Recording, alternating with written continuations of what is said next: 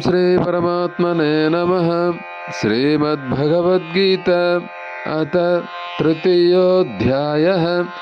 కర్మయోగః. అన్నాద్భవంతి భూతాని పర్జన్యాదన్న సంభవః. యజ్ఞాద్భవతి పర్జన్యః. యజ్ఞః కర్మ సముద్భవః. కర్మ బ్రహ్మోద్భవం విద్ధి బ్రహ్మాక్ష్మర సముద్భవం. తస్మాత్ సర్వగతం బ్రహ్మ నిత్యం యజ్ఞే ప్రతిష్ఠితం.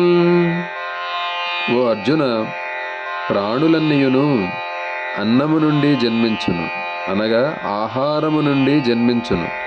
అన్నోత్పత్తి వర్షముల వలన ఏర్పడును, యజ్ఞముల వలన వర్షములు కురియును. విహిత కర్మలు యజ్ఞములకు మూలములు, వేదములు విహిత కర్మలకు మూలములు. వేదములు నిత్యుడైన పరమాత్మ నుండి ఉద్భవించినవని తెలుసుకొనుము. అందువలన సర్వవ్యాపియు అవ్యయుడును అయిన పరమాత్మ సర్వదా యజ్ఞములయందే ప్రతిష్ఠితుడై ఉన్నాడు.